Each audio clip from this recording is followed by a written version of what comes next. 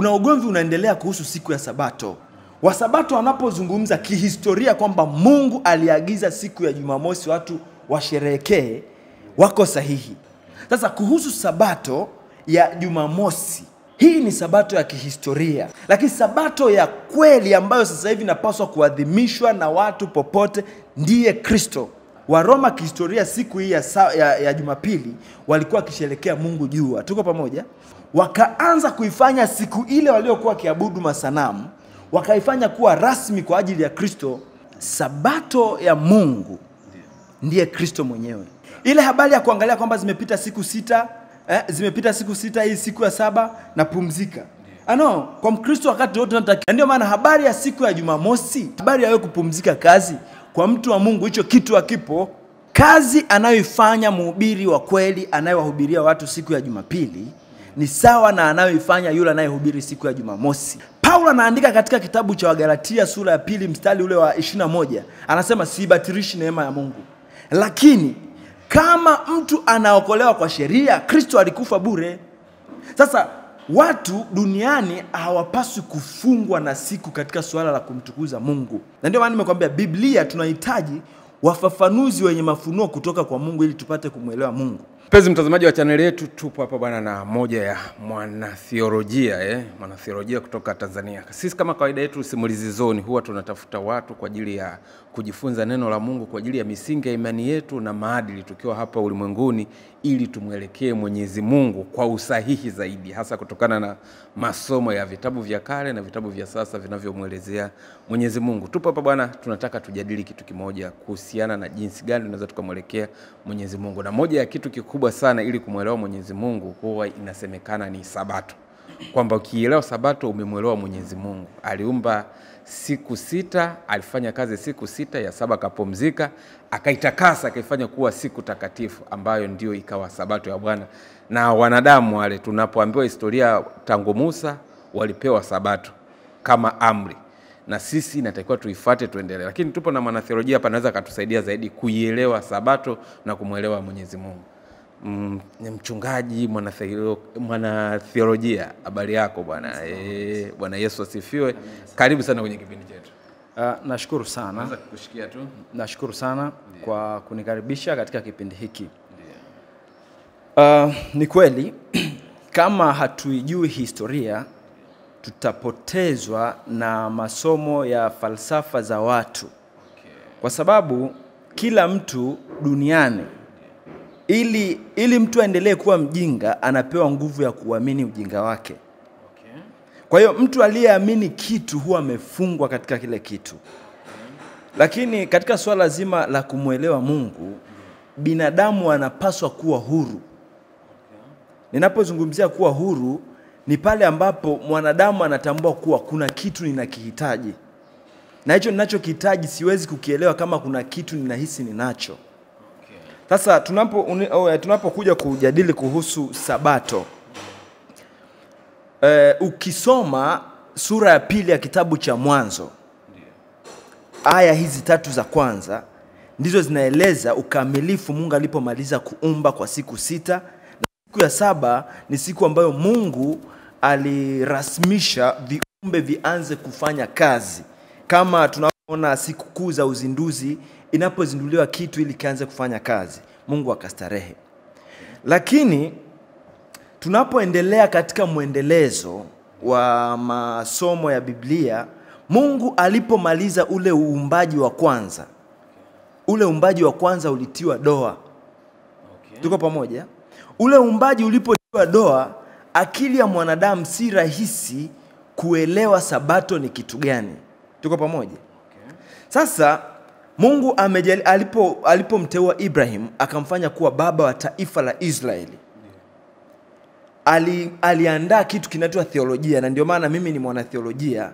Aliandaa mpango mkakati wa kuwarudisha wanadamu kwake. Sasa kuna watu ambao hakuwapa sheria na kuna watu ambao aliwapa sheria. Na ndio maana sheria ya Mungu inawahusu watu wa Mungu. Watu ambao hawajajiunga na Mungu hawana sheria. Tuko pamoja? Ni sheria za kuishi kwa Mungu. Sasa tunapoenda kuangalia vizuri kuhusu Sabato, kuna mpaka leo hii duniani watu tumegawanyika, Wakristo wamegawanyika katika makundi mbalimbali. Kuna ambao wanaenda kanisani siku ya Jumamosi, kuna ambao wanaenda kanisani siku ya Jumapili. Na Wayahudi walikuwa wakiadhimisha sana siku ya Jumamosi. Lakini ndugu, naomba unitegee sikio kama mwanatheolojia.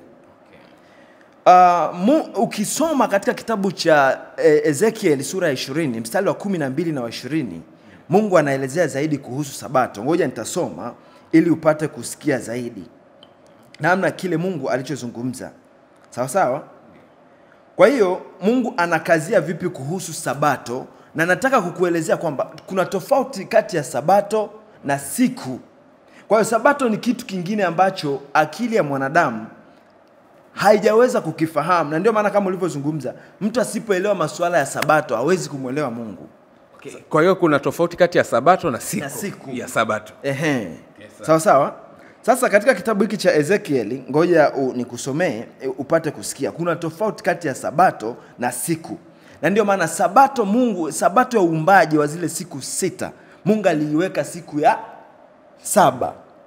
Kuna Sabato nyingine zipo katika Biblia, hususan ni Sabato za utakaso, kwamba kila mwisho wa mwaka wa Israeli walitakiwa kutakaswa. Tuko pamoja? Sasa zile siku ambazo wa Israeli walitakiwa kutakaswa, nazo zile zilikuwa ni siku za Sabato. Tuko pamoja? Sasa Ukristo una historia ndefu. Na nimefurahi ulipochagua kipindi hichi. Sasa mstari wa 12, Mungu anawaambia Waisraeli, tena naliwapa Sabato zangu ziwe ishara kati ya mimi na wao, wapate kujua kuwa mimi Bwana ndimi niwatakasaye. Angalia, Mungu amewapa Sabato ili kutokana na matukio yaliyokuwa yakitendeka zile siku za Sabato, watu watambue. Ndio maana theolojia ni kama chombo cha kuwafanya watu walielewe neno la Mungu. Kuna msemo mmoja kanisa la Katoliki wanalitumia kwamba Biblia bila mfafanuzi mwenye maono, mwenye mafunuo kutoka kwa Mungu haijakamilika. Kwa hiyo si kila mtu anayesoma Biblia ataielewa. Badala yake, ingawa Katoliki walitumia msemo huu ili kumrasimisha Papa na watumishi wake waonekane kwamba ndio wenye mamlaka ya kuifafanua Biblia, lakini msemo huu una ukweli mwingi, kwamba lazima awepo mtu mwenye mafunuo kutoka kwa Mungu. Kama tunavyoona manabii, ukisoma manabii baada ya Musa, walikuja kuwaonya Waisraeli juu ya utovu wao wa nidhamu dhidi ya maandiko matakatifu ya Biblia. Wayahudi walikuwa kikengeuka. Kwa hiyo nabii anakuja na mafunuo kutoka kwa Mungu. Sasa Mungu anapoambia zile Sabato aliwapa ili katika matukio yale wapate kuelewa neno la Mungu. Mstari wa 20 anasema hivi, anasema zitakaseni Sabato zangu, yani wazifanye kuwa takatifu, zitakuwa ishara kati ya mimi na ninyi, mpate kujua kuwa mimi ndimi Bwana Mungu wenu. Kwa hiyo katika matukio ambayo yangetendeka siku zile za Sabato, Waisraeli wangejifunza, na yale matukio yangeongozwa na watu wenye mafunuo kutoka kwa Mungu. Wale watu wenye mafunuo kutoka kwa Mungu wangefanya vile vitendo na kuambia Waisraeli hiki kinachofanywa ni 1, 2, 3. Nimetoa hubiri linalozungumzia sadaka ya Azazeli, namna ambavyo Mungu alimwagiza Haruni na kizazi chake, namna atakavyokuwa wanamtakasa Israeli. Sasa katika kutakasa taifa la Israeli, Waisraeli wangejifunza, kwa sababu katika utakaso wa Israeli wanyama wangetolewa kama sadaka, uhai wa wanyama ungeondolewa. Wale wanyama Mungu angeruhusu wafe wabebe dhambi za watu. Pale ingekuwa ni siku ya Sabato kwa Waisraeli. Mungu anaumba kitu. Tuko pamoja? Sasa leo hii watu wengi wanapoenda siku ya Jumamosi kanisani, hudhani kwamba wameenda ni siku ya Sabato, kwa sababu imeandikwa siku ya Sabato watu wastarehe. Amri ya 4, ikumbuke siku ya Sabato itakase. Tuko pamoja? Lakini watu wengine wamedharau kwenda kanisani siku ya Jumamosi, aidha kwa kujua au kutokujua. Lakini ndugu, kuna kitu kimoja katika historia kuhusu kwa nini siku ya Jumapili watu wengi wanaenda kanisani. Tuko pamoja?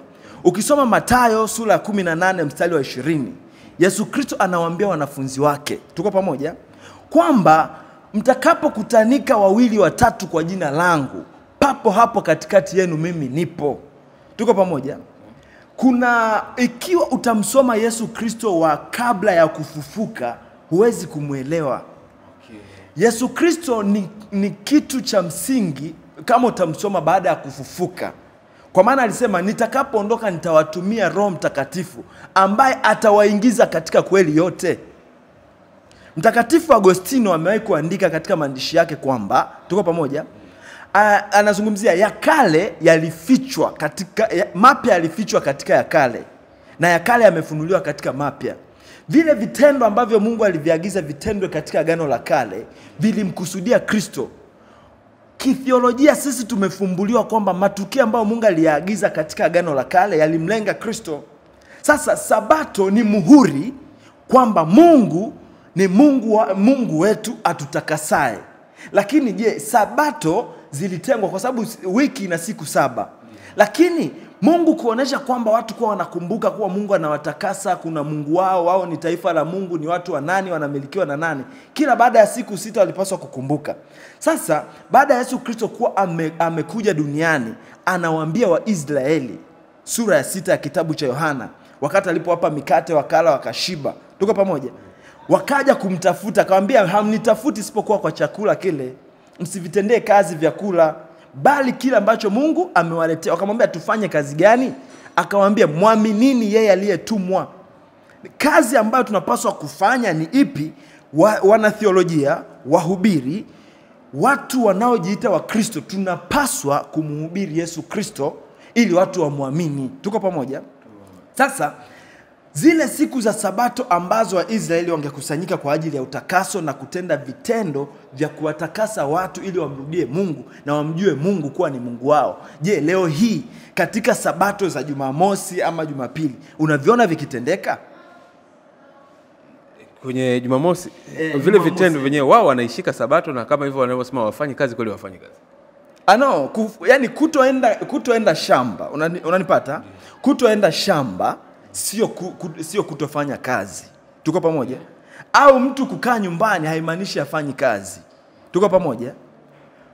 Kuwa Mkristo na kuwa mtu binafsi, kuna maisha kabla ya kumwamini Kristo na baada ya kumwamini Kristo. Tuko pamoja?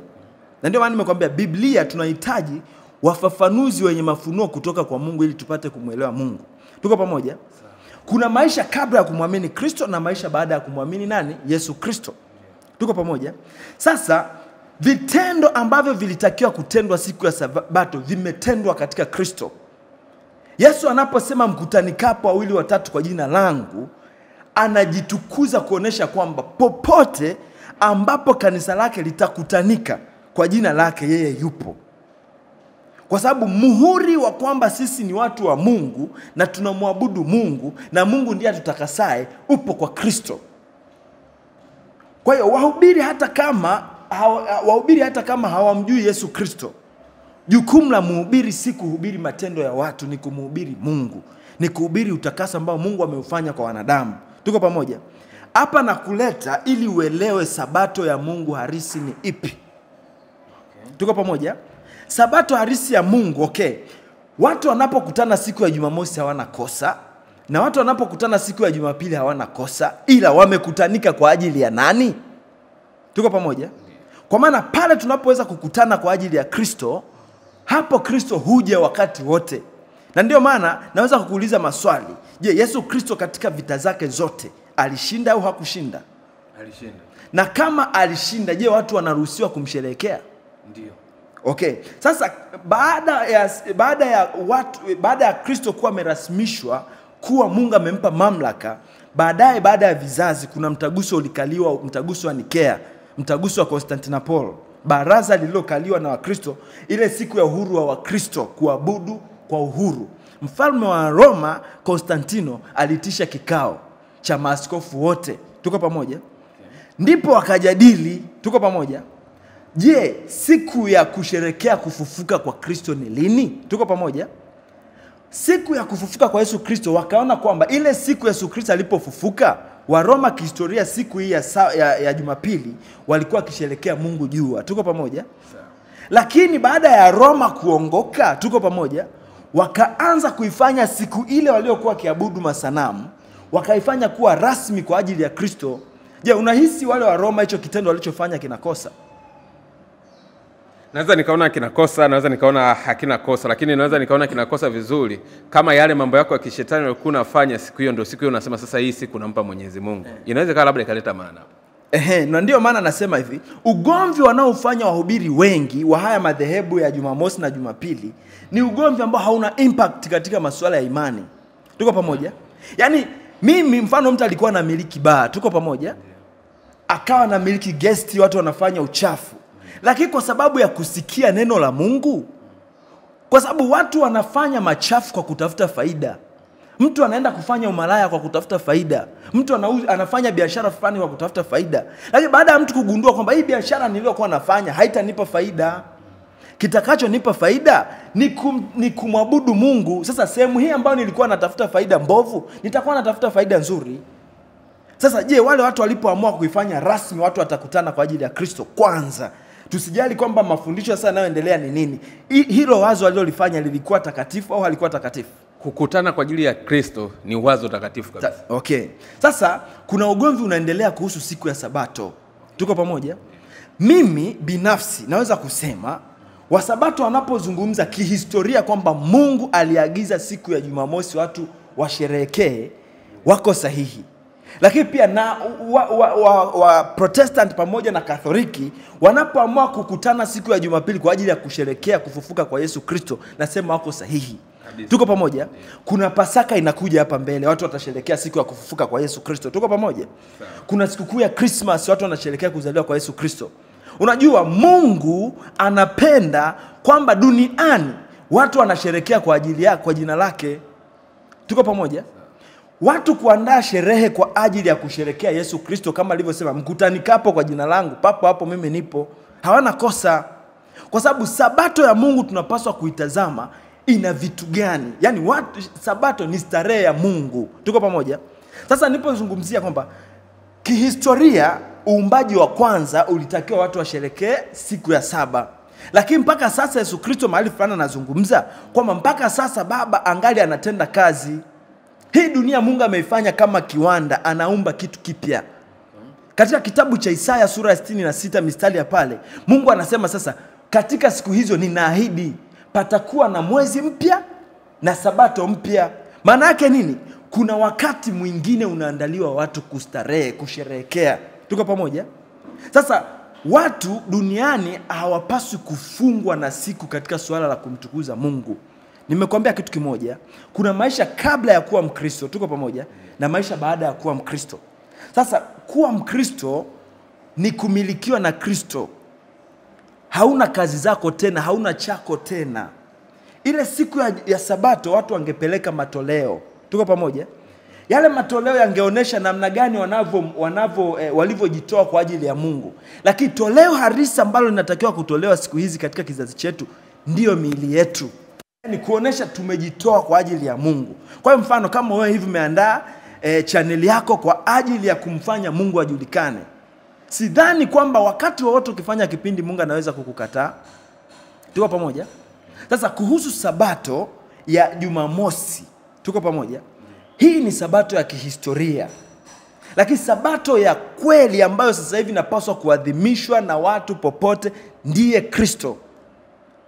Ambapo wakati wowote ambao wewe unaweza kuandaa hafla au sherehe kwa ajili ya Kristo, Mungu akaona namna ulivyojitolea kwa ajili yake, wewe uko sahihi. Tuko pamoja? Sasa kuna hali fulani ya watu kuhisi kwamba siku ya Jumapili watu wanaenda kukutanika kwa ajili ya kuabudu sanamu. Tuko pamoja? Kitu ambacho watu wengi kimedhoofisha imani zao. Mfano mtu anaposoma kitabu kile cha Ufunuo, anaposoma kitabu cha Danieli, watu wengi wanaibuka kuleta mafundisho ya vitu vingine, watu wadhanie mambo mengine. Sawa sawa? Lakini kile kitabu cha Ufunuo kama haujapata mtu mwenye mafunuo wazi, anaweza watu wengi wamepotoka kule. Lakini kitabu cha Ufunuo ni kitabu cha mafumbo. Lakini mafumbo ambayo yanaeleweka kwa watu wa Mungu. Si fumbo, ni fumbo kwa watu wa dunia. Tuko pamoja? Kwa hiyo siku ya Sabato ya Mungu ni siku ile ambayo wewe moyo wako unaamua kuamini kutokana na mafundisho ambayo yanafanywa na wahubiri. Tuko pamoja? Kwa njia ya wahubiri kukuhubiria na akili yako kushawishika. Baada ya akili yako kushawishika, ukaona faida iliyoko katika Kristo. Na ndiyo maana watu wote wakienda kanisani wasikutanike kwa ajili ya Kristo, wanakutanika kwa hasara. Katika historia ya Israeli, dhambi haikufanyika nje ya hekalu la Mungu, na dhambi mbaya kuliko dhambi zote zilifanyika ndani ya hekalu la Mungu. Kwa hiyo katika Kristo tunaitwa kuwa watu wenye akili. Tuko pamoja? Sasa siku ya Sabato rasmi kwa Mungu, kwa sababu ukisoma kitabu cha Kutoka sura ya 12 kuhusu Pasaka, Mungu aliwaambia siku hii mtaifanya kuwa sikukuu katika vizazi vyenu. Kwa nini aliwaagiza wafanye sikukuu katika vizazi vyao? Kwa sababu hiyo ni siku ya Sabato ya kitaifa, siku ambayo Mungu aliwakomboa taifa lake. Na Wakristo wanapoamua kwamba siku Yesu Kristo alipofufuka ndiyo siku takatifu, siku ya kusherekea ushindi wetu dhidi ya dhambi kwa jina la Yesu. Yesu aliyeshinda dhambi akafufuka. Hii siku hii tunapaswa kusherekea. Hivi unafikiri watu hawa wanaposherekea jina la Yesu wanakosea? Hawakosei. Hapo naweza nikakutolea mfano mmoja. Kuna kitu kinaitwa Christmas. Watu wanasherekea kuzaliwa kwa Yesu. Lakini Sabato bado inabaki pale pale. Yaani hata kama kwa mfano Christmas ni Jumatano, watu wanaokutanika Jumapili bado watakutanika tu vile vile. Sasa je, tunaposema tunasherekea kufufuka kwa Kristo kwa kutumia Jumapili, kwani ilikuwa haiwezekani kwamba Jumapili tuisherekee lakini Sabato ya Bwana tuituze kama alivyoagiza mwenyewe? Kwanza kitu kimoja, ukisoma sura ya 17 ya kitabu cha Yohana, mstari ule wa 3, Yesu Kristo anasema na uzima wa milele ndio huu, wakujue wewe Mungu wa pekee wa kweli na Yesu Kristo uliyofanyaje? Uliyemtuma. Ile Sabato kuisherekea kwa kwenda kanisani, sio kusherekea Sabato. Sawa? Na ndio maana kila sherehe lazima iwe na adhima ndani yake. Tuko pamoja? Sasa uumbaji ambao sisi tunapaswa kusherekea ni upi?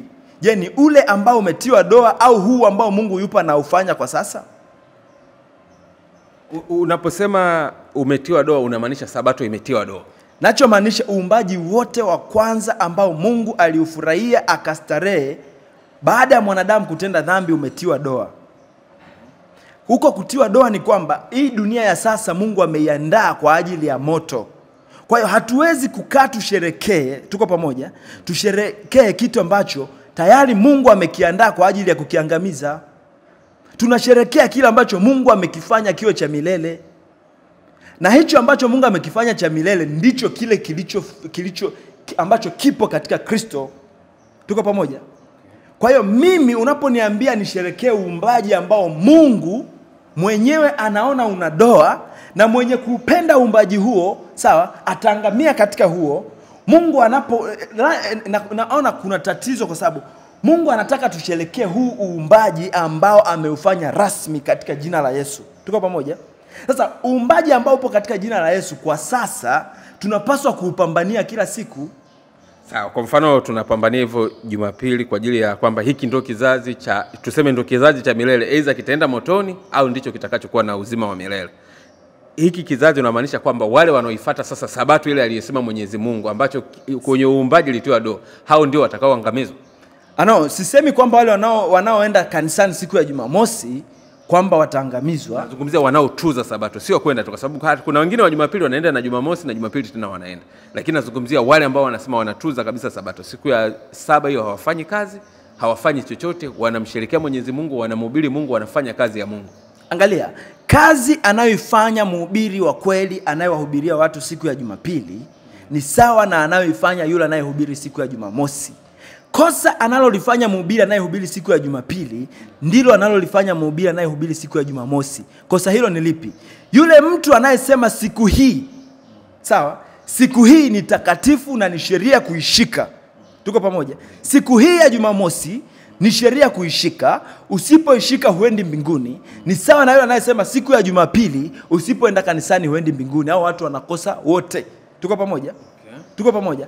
Paulo anaandika katika kitabu cha Wagalatia sura ya 2 mstari ule wa 21. Anasema sibatilishi neema ya Mungu. Lakini kama mtu anaokolewa kwa sheria, Kristo alikufa bure. Sawa sawa? Okay. Mhubiri wa Mungu anapaswa kuhubiri wakati wowote. Sawa sawa? Neema ya Mungu, huyo Yesu Kristo. Ujue kuna nia nzuri ya woga inafanya watu tuendelee kukaa katika ujinga. Watu wanafikiri kwamba mtu yani sheria zinaweza kumuongoza mtu. Lakini kwambie, Mungu anaahidi katika kitabu cha Yeremia, of course kama sura ya 34, ataunda sheria yake ndani yetu. Tuko pamoja? Yesu Kristo ndiyo sheria ya Mungu ndani yetu. Paulo anaandika, nyinyi ni hekalu la Roho Mtakatifu. Maana yake lazima Yesu Kristo awe hai ndani yako, ndipo utaujua ukweli. Mkristo hahukumiwi na mtu yeyote. Hakuna mtu mwenye mamlaka ya kumhukumu mtu yeyote isipokuwa Kristo mwenyewe. Na ndio maana mbele za Mungu Yesu Kristo ameketi. Tuko pamoja? Ameketi kama wakili wetu anayetuwakilisha kwa Mungu. Wakristo hawahukumiwi na Mungu, wanahukumiwa na Kristo mwenyewe. Tuko pamoja? Kristo ndiye mwalimu ndani ya roho zetu. Sasa wewe huna mamlaka ya kumhukumu Mkristo kwa sheria yoyote, kwamba hujaenda kanisani, hujatunza hiki, kwa sababu Yesu Kristo ndiye anayejua anachokifanya ndani ya moyo wa mtu. Wewe ni mwalimu, unafundisha. Unafundisha amri 10 za Mungu. Utasema zinafaa au hazifai. Na tunasema hatuokolewi kwa sheria, kwamba hata tusipofuata zile amri sio kwamba tunaokolewa kwa zile amri. Wewe kama mwalimu unamfundisha Mkristo ambaye bado ni mchanga, utasema zile amri 10 zinafaa au hazifai. Kwa kifupi, kama namfundisha mtu, naweza kumwambia amri 10 hazitaweza kumfanya mtu kuwa Mkristo. Sawa sawa? Kinachomfanya mtu kuwa Mkristo ni Kristo mwenyewe. Tuko pamoja? Uangalie, taifa la Israeli halikupewa amri lilipokuwa Misri. Ni mpaka Mungu alipoteka taifa la kwake, tuko pamoja, akawaweka watu wake ndani ya taifa lile. Hakuna Mwisraeli anayeweza kushika zile sheria nje ya Israeli. Sawa sawa? Sasa amri 10 ni kama amri 10 zinawahusu wenye dhambi. Kwa maana ipi? Mara nyingi ukiangalia, mtu mzinzi ndiye anayeambiwa usizini. Mtu anayeambiwa asikosee ni mtu mwenye kukosea. Kristo, yani Mkristo, angalia, tunakufa kwa ajili ya Kristo, ili Kristo aishi. Ndani ya Mkristo kinachoishi ni Yesu Kristo mwenyewe. Sasa zile amri 10 ni kitu kilichofungwa ndani ya Kristo. Tuko pamoja? Kwa hiyo, kwa maana mtu ambaye hayupo katika Kristo hawezi kushika amri. Kwa hiyo yani step ya kwanza ya mtu kupendwa na Mungu si kwamba anashika amri, ni kwamba amekufa. Unajua Yesu Kristo alihukumiwa kifo cha wenye dhambi. Na ukimwamini Yesu Kristo unashuhudia kwamba wewe ni mwenye dhambi. Sasa kama umeshuhudia wewe ni mwenye dhambi, unawezaje kusema unashika amri? Sisi kwa habari ya dhambi tumekufa, tu hai kwa ajili ya Mungu. Tuko pamoja? Na hili swala, na ndio maana Yesu Kristo, mtu ambaye Yesu Kristo hajaumbika ndani yake, sio rahisi kuelewa hicho ninachokiongea. Kwa sababu gani? Binadamu, dhambi aliyoitenda, alitaka kufanana na Mungu katika kuumba. Binadamu anapoambiwa akubali kuwa yeye ni dhaifu, hataki kukubali. Badala yake, kwa nje tunadanganyana kwamba tunazishika amri, lakini ndani ya mioyo yetu Mungu akitutazama ni kama vile tunamwambia Mungu, mimi tazama nilivyo mwema, mimi sizini, mimi siibi. Yani mtu anayehisi anashika sheria ni yule mtu anayeenda mbele za Mungu na kumuonesha Mungu, tazama nilivyo mwema. Lakini Mkristo ni yule ambaye anaenda chini ya Mungu na kukubali kwamba hukumu zako ni za haki na kweli. Ubinadamu bila Mungu hauwezi kushika amri. Ukiwa ndani ya Kristo na uko unazivunja zile amri 10 za Mungu, upo salama? Hauko salama, na wala ukiwa ndani ya Kristo hauvunji amri yoyote. Kwa nini hauvunji amri? Na tayari zile, tuseme yale ni kama madhaifu yetu, kwamba tunalazimishwa tuyafanye. Sasa ukiwa ndani ya Kristo, ni kwa vipi utakuwa huyavunji? Ukiwa ndani ya Kristo, Kristo ndiye anaye kudrive wewe. Tuko pamoja? Sasa kama wewe ni mwanafunzi wa habari ya Kristo, ndicho kile kitu Yesu Kristo anafanya. Roho Mtakatifu hutumwa ndani yako. Tuko pamoja? Roho Mtakatifu anapotumwa ndani yako, hakwambii eti usizini, anakufundisha kilichomfanya Yesu Kristo aje duniani. Kwa hiyo kilichomfanya Yesu Kristo aje duniani ni kwa sababu wewe huwezi. Kwa hiyo kwa Kristo tunakufa kila siku. Tuko pamoja? Kwa hiyo Mkristo, kuna kitu kimoja naweza kutolea mfano. Mkristo si yule mtu anayedili na matunda ya mti. Mkristo ni mtu ambaye ameng'oa mizizi ya mti. Lakini yule mtu anayetaka kushika amri ni yule mtu anayepukutisha matunda ya mti kila siku bila kung'oa lile shina. Yesu Kristo hakuja kupambana na matunda ya dhambi. Alikuja kupambana na dhambi yenyewe. Mahali ambapo dhambi inakaa ndani ya mtu ndipo Yesu Kristo anataka akae. Katika mioyo yetu ndiko kuna chemchemi ya kutenda dhambi. Kama katika mioyo yetu kumepona, hakuna dhambi.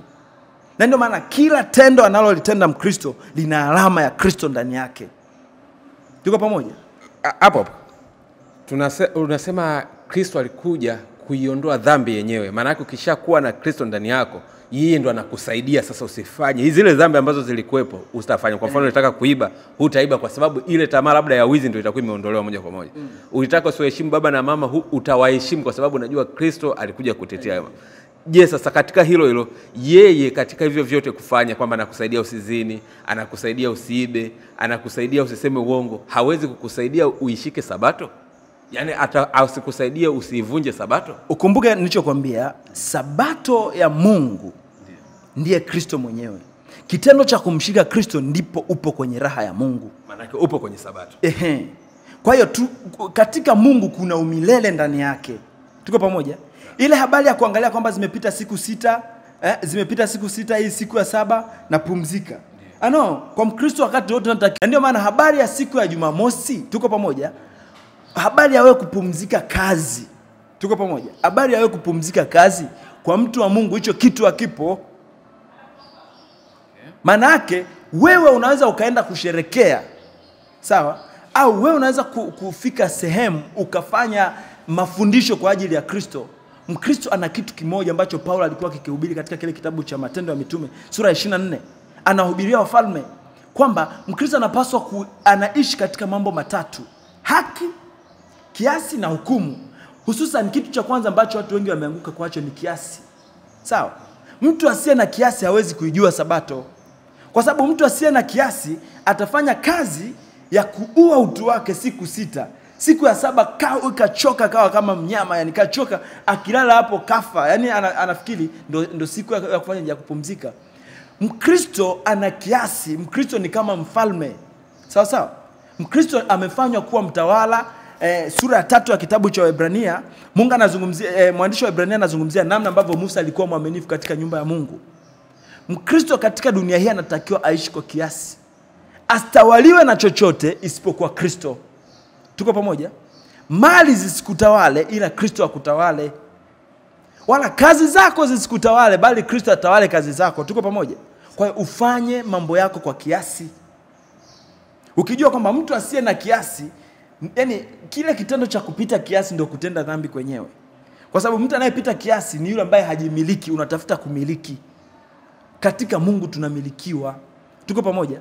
Kwa hiyo mimi naweza kusema sabato ya kweli sio ile ambayo watu wanasema tumeenda. Kwa sababu hata wakienda wanachokifanya ni kumhubiri Kristo.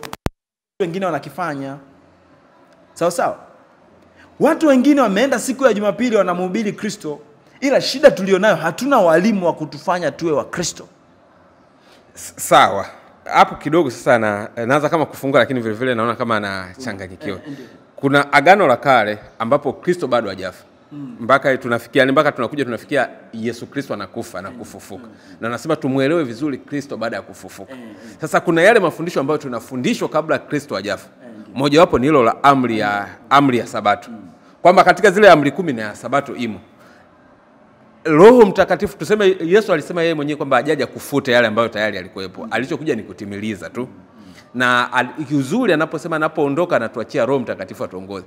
Bado swali langu ni lile. Je, yule Roho Mtakatifu anayetuongoza kwamba mimi labda ningezini lakini Roho Mtakatifu ananiongoza usizini. Ningeiba lakini Roho Mtakatifu ananiongoza. Nisingewaheshimu baba na mama lakini najua kuna Roho Mtakatifu. Labda anasema muabudu Mungu, usitaje bure jina la Mungu wako. Labda ningetaja tu bure kwa ovyo ovyo tu kama nisingekuwa na neema ya Mungu. Lakini hii ya kushika Sabato, je, neema ya Mungu hainisaidii ili kwamba niituze Sabato ambayo Mungu mwenyewe alisema fanya kazi siku 6. Naye alitaja siku 6 ya 7 pumzika kwa sababu ni Sabato ya Mungu wako. Hata wewe sasa upumzike. Okay, mimi nachoweza kusema kitu kimoja kinachowasumbua watu, ambapo na wewe umesema unaanza kufunguka. Kinachowasumbua watu ni katika ile hali ya kufikiri kwamba wanadamu wanataka kuwa na ibada mixer. Sawa sawa. Kuna wakati fulani niliwaambia Waislamu kwa sehemu kubwa wako sahihi kwa maana ipi? Wao wana kazi na ibada. Tuko pamoja? Kazi na ibada. Kwa maana ipi? Wanaenda kazini na muda huo wapo kazini wanaenda kufanya ibada. Sawa sawa? Na Wakristo tungekuwa sahihi kwamba tungejua kwamba katika dunia hii muda mwingi unapaswa kuathiriwa na neno la Mungu. Yaani kila kitu tunachotaka kufanya kinapaswa kuathiriwa na neno la Mungu. Ibada inayofanywa na watu hizi siku za Jumamosi na Jumapili si ibada. Zile ni siku za kufundishwa kumwabudu Mungu. Ni siku za kufundishwa. Yani mfano wakati nakuwa nafundisha, sipo na mwabudu Mungu, badala yake nafundisha njia za kumwabudu Mungu. Kwa kazi zetu ndizo zinazothibitisha kuwa tunamwabudu Mungu. Tuko pamoja? Yani Yesu Kristo tangu ameanza kufanya kazi, watu kuitwa kwa jina la Yesu Kristo, mambo yalibadilika. Yalibadilika kwa sababu gani? Ambacho watu wanapaswa kujifunza kila siku. Sawa? Wanachopaswa kujifunza kila siku si kupumzika. Tuko pamoja? Wanachopaswa kujifunza kila siku ni kuteka mateka kwa ajili ya Kristo. Tuko pamoja? Kuteka mateka kwa ajili ya Kristo. Chochote ambacho wanapaswa kufanya, yani unajua hiyo siku ya Sabato, kilichotakiwa kufanywa na Waisraeli ni kwenda kutoa sadaka za shukrani. Tuko pamoja? Wamtolee Mungu sadaka za nini? Za shukrani. Wamshukuru Mungu. Kama wangefanya ili kumshukuru Mungu wa Israeli, Mungu angeona zile shukrani ni za kweli. Sasa kama unavyosema ni kweli, lazima Wakristo wawe na siku rasmi kwa ajili ya kukutanika. Lakini siku hiyo haimaanishi kuwa ndio takatifu. Kama kuna siku takatifu ni siku Yesu alipofufuka. Tuko pamoja? Kwa sababu siku ile Yesu alipofufuka, kama Paulo anaposema, ndio chanzo cha kuhubiri kwetu. Tunahubiri habari za kufufuka kwa Kristo, kwa tutafufuka. Tunafuraha kwamba tutafufuka kwa sababu Yesu Kristo alifufuka. Ndio maana nakwambia kama watu wanataka kusherekea siku ya kufufuka kwa Yesu Kristo, inapaswa kusherekewa kuliko siku zozote. Kwa sababu siku hiyo ndio uzinduzi wa upya wa uzima wa milele. Tuko pamoja? Lakini siku hii ya Jumamosi, wewe unaweza kunieleza ni kitu gani kilichopo ndani yake ambacho wewe utakifurahia? Hivyo tu kwamba amri ya Mungu nakuwa nimeitimiliza, kama alivyoniagiza nakuwa nimeifanya. Maana yake sasa hapo kuna kitu kinafuata baadaye. Ikiwa unasema umeitimiliza amri ya Mungu, mwenye kukuhukumu ni Mungu. Je, umeisherekea kweli siku yake? Tuko pamoja? Yaani mtu yeyote anayedhani kwamba anashika sheria lazima aende hukumuni. Siku moja nimewahi kutoa kipindi nikasema, Wakristo sisi hatuhukumiwi. Yaani hata kule mbinguni hatutahukumiwa, itakuwa kupita tu. Watu wote wakapaniki. Ila nikawaambia, ikiwa si ndio mtu alikukosea wewe, tuko pamoja? Yule mtu baada ya kukukosea ukamsamehe, akaja kukuomba msamaha ukamsamehe, je, unaweza kumshtaki kwa kosa hilo hilo? Hapana. Lakini ndo nikawaambia, Mungu amemtuma Kristo atutangazie ondoleo la dhambi. Na sisi tumekubali ni wenye dhambi na tukamwomba msamaha na Mungu akatusamehe. Sasa kama Mungu ametusamehe kwa njia ya Yesu Kristo, atatuhukumu wapi? Mungu hata tushtaki tena kwa sababu tumeshajisalimisha katika Kristo. Lakini wale wote ambao wanatumainia matendo yao kukubaliwa na Mungu, wanatumainia kwamba mimi sasa nimeishika leo Sabato, itabidi Mungu awahukumu. Ndio maana Paulo anasema na washuhudieni, kama wewe unataka kuhesabiwa haki kwa sheria, inakupasa ushike zote. Ili Mungu hata kuhesabia haki ya Kristo, atakuhesabia haki yako katika sheria. Katika sheria. Yaani hata mtu anayesema mimi sizini, Mungu itabidi amhukumu vizuri kwamba sio, yani wewe kweli hukuzini. Na ndio maana Yesu Kristo kwa kukazia zaidi alisema, kila kitendo cha kumtazama mwanamke na kumtamani umekwisha kuzini naye moyoni mwako. Kwa hiyo Mungu atakapokutazama wewe, ataona ndani ya moyo wako kilichopo ni uzinifu. Japokuwa unajiona hujazini. Lakini mtu ambaye Mungu ndani yake anamuona Kristo, ndio maana Yesu Kristo anasema ule muhuri ambao watu wangekutanika ili kusherekea, nimepewa mimi. Tuko pamoja? Yaani ule muhuri ambao wewe ungeenda popote. Waisraeli unajua kila mwisho wa mwaka walitakiwa kwenda kuhiji Yerusalemu. Walitakiwa kukutanike Yerusalemu ili Mungu awaone, wauzulishe uso wao, Mungu awaone kuwa wapo. Waisraeli popote walipokuwa duniani walipaswa kufanya ibada, kumwabudu Mungu wakielekeza nyuso zao wapi? Yerusalemu palipokuwa na hekalu. Unaona Sulemani wakati akizindua lile hekalu katika Wafalme wa Kwanza sura ya 8, anasema mtu yeyote popote atakapokuwa akiomba dua yake kuelekea nyumba hii umsikie. Ni kwa sababu ipi? Mungu alikuwa ndani ya lile hekalu la Yerusalemu. Lakini wakati huu Mungu anaonekana katika nani? Katika Kristo. Na kama Mungu anaonekana katika Kristo, tunachopaswa kusherehekea ni kipi? Kwa sababu hata ukisema unaenda siku ya Sabato kanisani, siku ya Jumamosi kanisani, tuko pamoja, ukasema nimestarehe, Kristo asionekane ndani yako, bado na hatia. Okay. Tuko pamoja? Kwa hiyo hata mtu yeyote anayedhania kwamba anaweza kushika amri yoyote kati ya zile 10, mtu yeyote anayedhani kwamba anaweza kushika amri yoyote kati ya zile 10, huyo mtu itabidi Mungu amhukumu. Kwa hiyo Wakristo katika Kristo tumeshahukumiwa, na hiyo hukumu Yesu Kristo kuonesha kwamba Mungu amelikubali ombi la Kristo. Yesu Kristo amekaa katika mkono wa ushindi wa Mungu. Kwa hiyo tunachopaswa kujikio chetu kwamba ni watu wa Mungu, je, dhamiri zetu zinapatana na yule Kristo?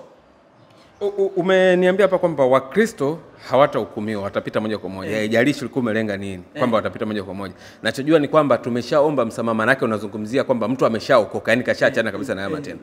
Lakini tunaona katika kitabu cha Biblia, Agano Jipya anakuambia tukisema hatuna dhambi kabisa, tunajidanganya wenyewe. Hii inakuwa inamaanisha nini? Kwamba sisi lazima tuna dhambi, na kama hatuna dhambi, je, hatutaenda kuhukumiwa kweli kwa hilo? Hapo ni sisi, sio Wakristo. Nimekwambia kuna maisha kabla ya kuwa Mkristo na baada ya kuwa Mkristo. Je, Kristo ana dhambi? Hapana. Kristo anaishi ndani yangu. Mimi nimekufa, anaishi ni Kristo, nina dhambi gani? Okay. Mimi nimekufa yani unasikia? Kwa mujibu wa ukweli wa dini, kinachoishi kwa sasa sio sisi, ni Kristo anayeishi ndani yetu. Kwa hiyo anayeishi ndani yetu ni Kristo. Sasa ndo nakuuliza swali, Kristo ana dhambi? Hapana. Kwa hiyo mimi ndani yangu nafanya sherehe na adhimisha yule Kristo aliyefufuka. Na ndio maana Paulo anasema mwilini mwangu mtu yeyote asinitabishe, kwa sababu mwilini mwangu ninazichukua chapa za Kristo. Sitafuti tena mali, bali namsherehekea Kristo aliyeko ndani yangu. Vitu vyote ninavyovifanya ni kama mchezo, ila kitu ninachokifanya kwa dhati ni kuhakikisha kila ninachokifanya Yesu Kristo anathibitika. Sasa nani wa kunishtaki mimi? Mimi ambaye kila wakati yani Mungu nimemfanya kuwa bendera yangu. Kinachopeperuka ndani ya moyo wangu ni utukufu wa Mungu. Nani atakaye ni hukumu? Wakati huyo ambaye ni hukumu ndiye ninayemsherehekea na kumtukuza.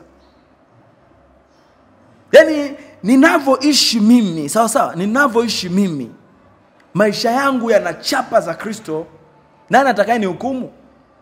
Sasa watu wengine wanataka waishi yale maisha ya kabla ya Ukristo. Unajua mwanadamu anataka aonekane, kuna tamaa, nilikwambia dhambi ya asili.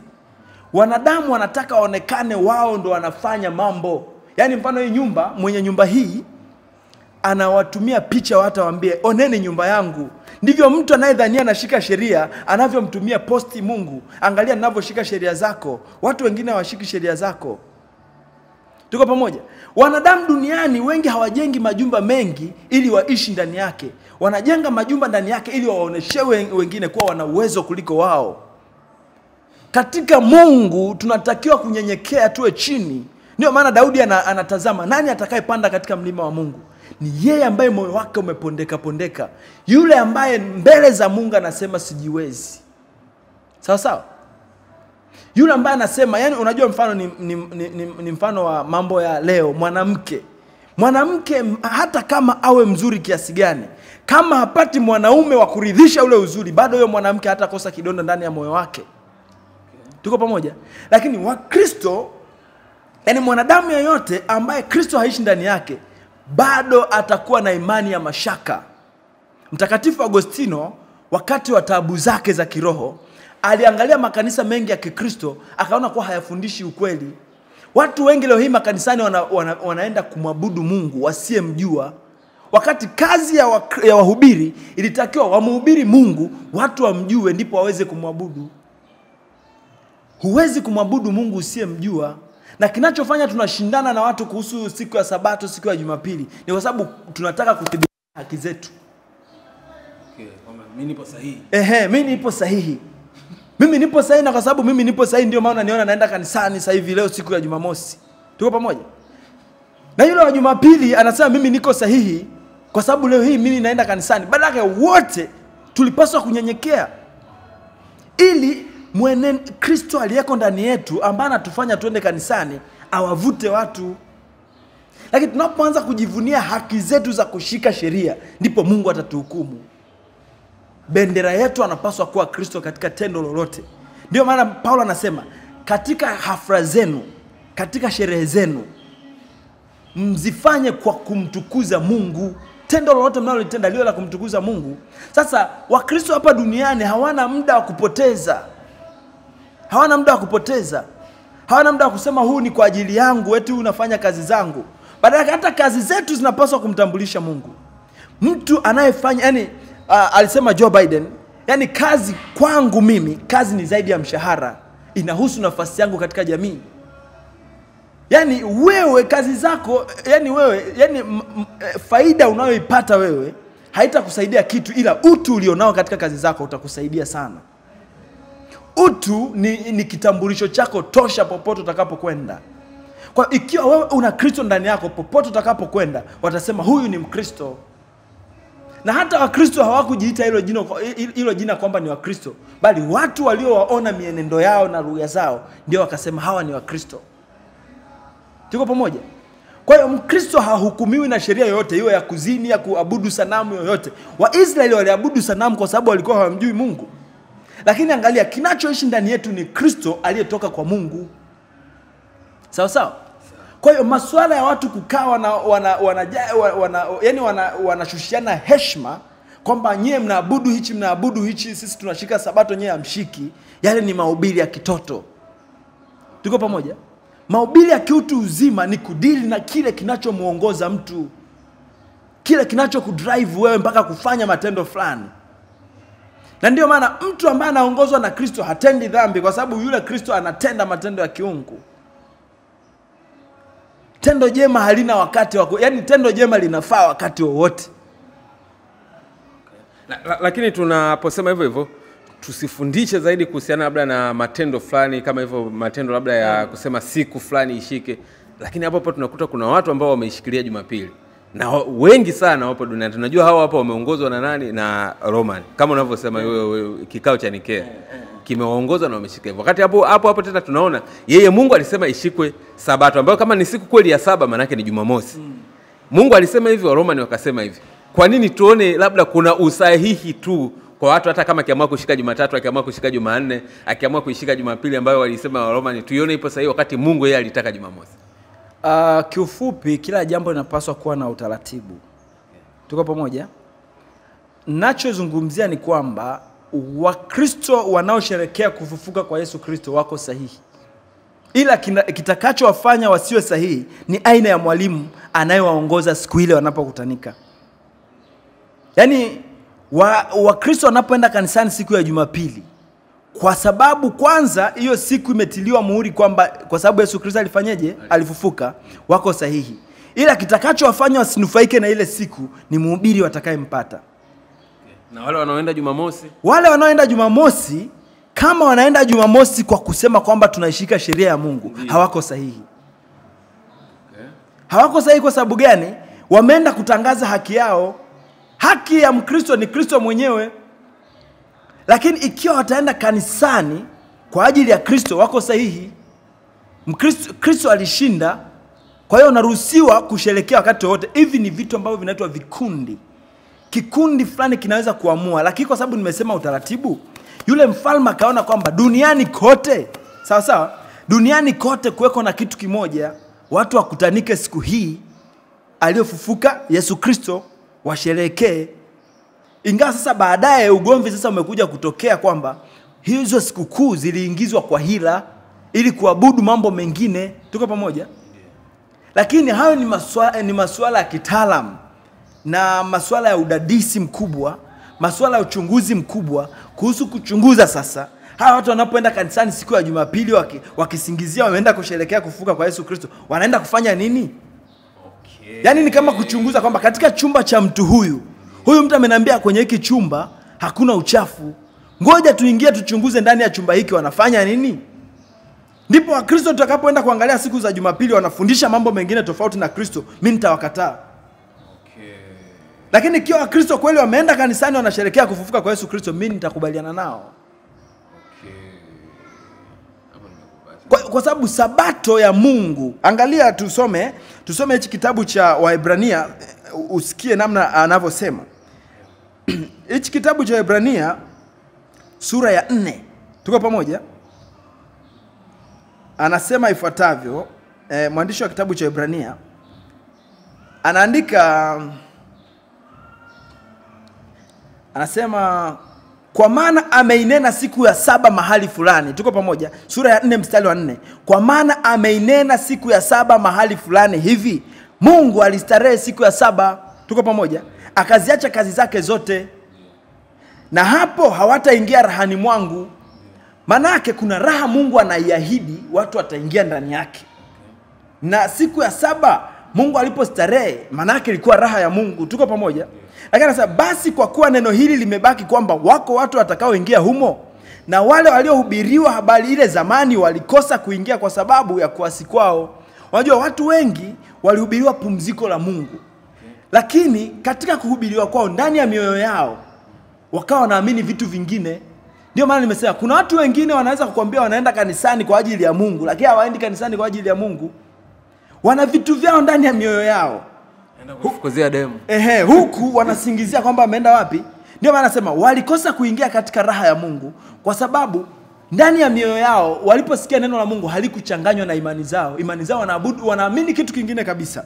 Sasa anaendelea kusema aweka tena siku fulani. Unaona? Baada ya siku hii aweka siku fulani. Akisema katika Daudi baada ya muda mwingi namna hii leo, anasema hii leo kama ilivyo nenwa tangu zamani, leo kama mtaisikia sauti yake msifanye migumu mioyo yenu. Manake wakati wowote ambao wito wa kukualika kuingia katika raha Mungu ambaye ni Kristo, kama utasikia, yani wakati wowote ukisikia sauti ya kukuita katika raha ya Mungu ambaye ni Kristo, usifanye moyo wako kuwa mgumu. Maana Yoshua angaliwapa raha, asingalinena siku nyingine baadaye. Basi imesalia raha ya Sabato kwa watu wa Mungu. Hiyo raha ya Sabato, je, kuna mtu yeyote anaweza kuambia siku ya Sabato, yani mnafiki anaweza kuambia leo nimefurahi? Lakini kama nyimbo nyingi zinavyoimba, mtu yeyote ambaye amefanikiwa kuzaliwa kwa mara ya pili, mtu yeyote ambaye anafanikiwa kuamini msamaha wa Mungu kwa njia ya Yesu Kristo, ana wimbo mpya. Ndio maana watu wanasema tutaimba wimbo wa Musa na mwana-kondoo. Kwa sababu gani? Kuna tendo Kristo ambalo amefanya ndani ya moyo wako. Mwimbaji mmoja kaimba kwamba uzuri wa siku nzuri hukuachia habari ya uzuri.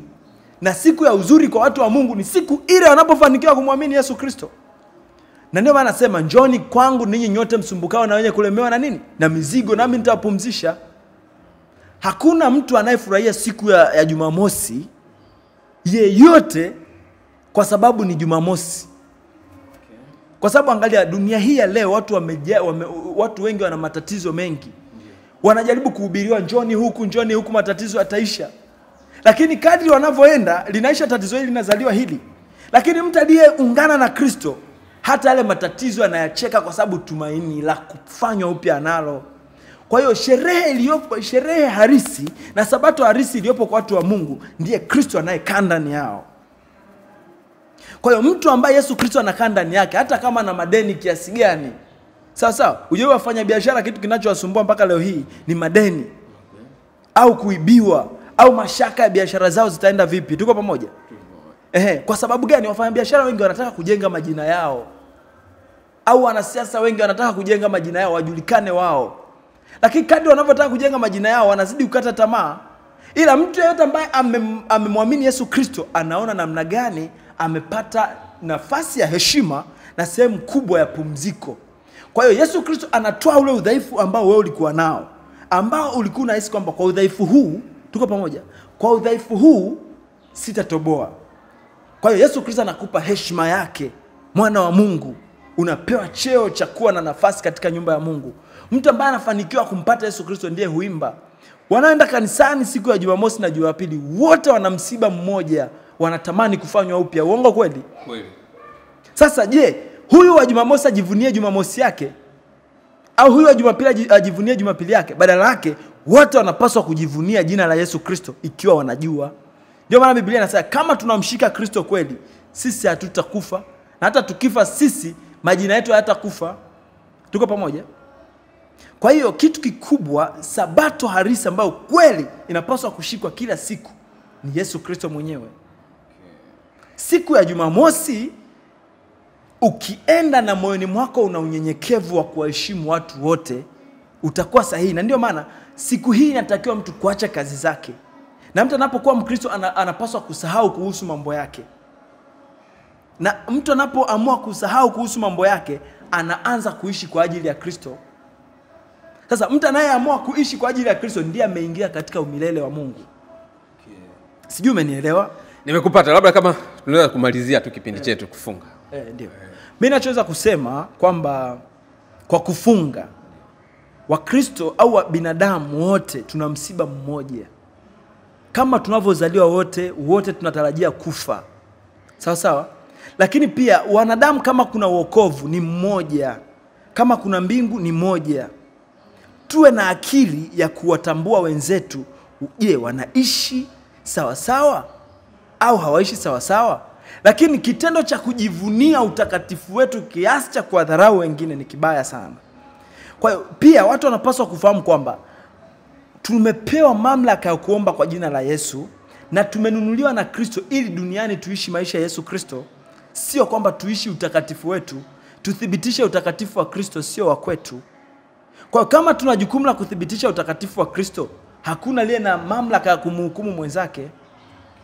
Sawa sawa? Kwa hiyo kama tuna mamlaka ya kuthibitisha utakatifu wa Kristo, tuogope kwamba je, hili ninalolitenda linamtukuza Mungu? Linamfanya Yesu Kristo aheshimike? Tuko pamoja? Kwa hiyo kama ni kufanya Yesu Kristo ajulikane, tusihukumiane. Na wala watu wengine wasiwaze kwamba watu wengine wanaabudu sanamu. Sanamu ni kitu kinachoabudiwa na karibu kila roho iliyopitiliza kiasi. Mtu yeyote anayetamani mambo kupita kiasi, huyo mtu ndiye anaabudu sanamu. Yesu Kristo anapaswa atawale vitu vyetu, ila sisi tusitawaliwe na chochote. Naweza kumaliza hivyo kwamba tutawaliwe na Kristo, tusitawaliwe na chochote. Kama umetembelea channel yetu kwa mara ya kwanza, tafadhali subscribe leo kwanza kupata kila video tunakuwekea. Asante.